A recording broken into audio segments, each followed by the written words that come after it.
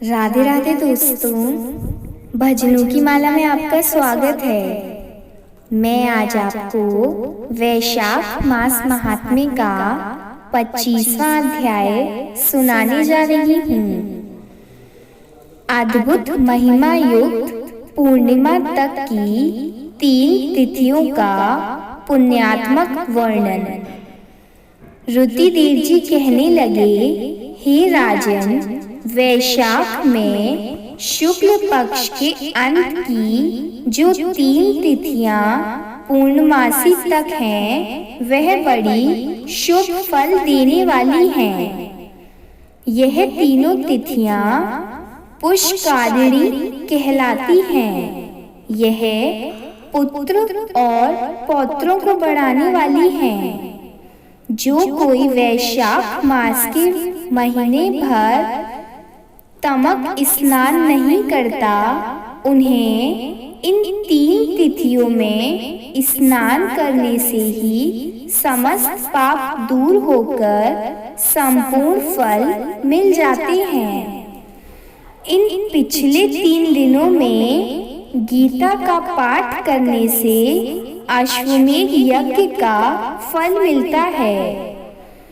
विष्णु सहस्त्र नाम का पाठ करने से एक एक नाम पर मधुसूदन भगवान को दूध से स्नान कराने तथा भगवान का पूजन करने से मनुष्य पूर्ण पुण्यों को प्राप्त कर विष्णु लोक को जाते हैं।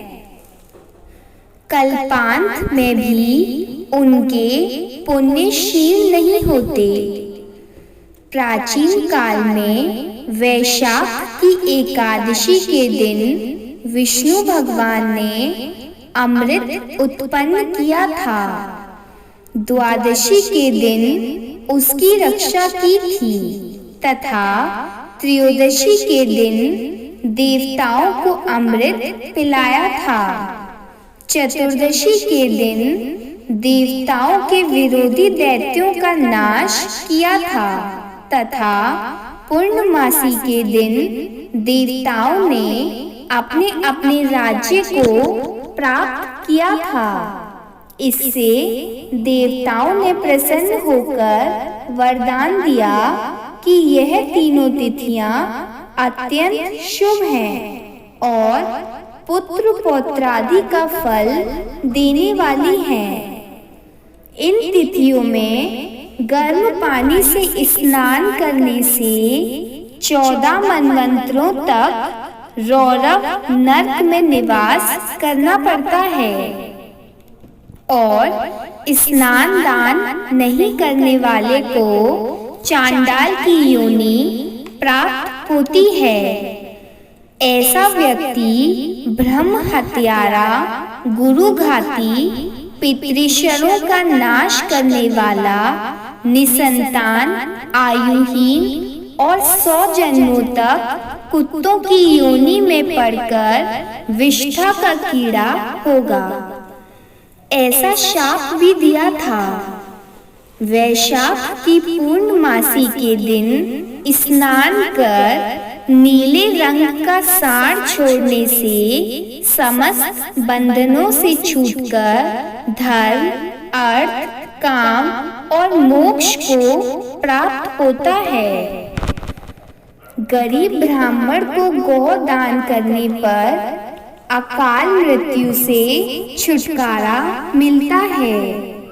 इस प्रकार संपूर्ण वैशाख का महात्म्य जैसा सुना और देखा तथा महाबुद्धिमान रुतिकीर्ति के आगे कहा गया, वह तुम्हें बता दिया है। इस महात्म्य को पूरी रीति से वर्णन करने की सामर्थ्य तो ब्रह्मा जी में भी नहीं है। पूर्व काल में कैलाश शिखर पर बैठे पार्वती जी के पूछने तथा महादेव जी के कहने पर भी यह कथा पूरी नहीं हो सकी थी। सब ऋषियों ने मनुष्यों की हित कामना से ही इस वैशाख महात्म्य का थोड़ा थोड़ा वर्णन किया है। इसका किसी ने अंत नहीं पाया है। विष्णु भगवान के बिना कोई भी वैशाख मास का वर्णन नहीं कर सकता। वैशाख मास में दानादि सत्कर्म करने से निश्चय ही मनुष्य मुक्ति मिलती है। मिथिलापति राजा जनक को ऐसा समझाकर ऋतिदेव जी जाने का विचार करने लगे। उस समय राजा एक साथ पुलकायमान हो गया। उसके नेत्रों से जल टपकने लगा। फिर उसने अपनी वृद्धि के लिए ऋतिदेव जी की विदा हेतु उत्सव मनाकर तथा उन्हें पालकी में बिठाकर ग्राम की प्रदक्षिणा करवाई और चतुरंगिनी सेना को संग लेकर उनके पीछे पीछे स्वयं भी चला। फिर अन्तपुर में ले जाकर वस्त्र, आभूषण, गौ, पृथ्वी, तिल, स्वर्ण आदि सब प्रकार के वैभव उनके आगे रखे और हाथ जोड़कर नमस्कार करके सामने खड़ा हो गया। तब महायशस्वी ऋतिदेव जी अत्यंत संतुष्ट हो प्रसन्नता पूर्वक अपने धाम को चले गए। नारद जी ने कहा, हे राजा अम्बरीश, इस परम अद्भुत आख्यान को जिसके सुनने से ही संपूर्ण पाप नष्ट हो जाते हैं तथा सब प्रकार की संपत्ति मिलती है, मैंने तुम्हारे सम्मुख वर्णन किया है।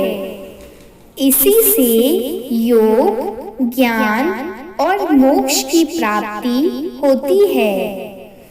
नारद जी के ऐसे वचन सुनकर यशस्वी राजा अम्बरीश मन ही मन ऐसे प्रसन्न हुए कि उन्होंने बाहर के सभी व्यापार छोड़ दिए और दंड की तरह पृथ्वी पर गिर शिर से प्रणाम करने लगे।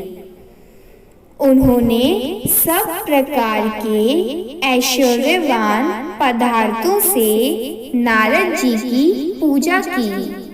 फिर भगवान नारद मुनि राजा से पूछकर अन्य लोगों को चले गए तथा राजा अम्बरीश भी नारद जी के कथानुसार शुभ धर्मों का आचरण करते हुए निर्गुण परब्रह्म में लीन हो गए।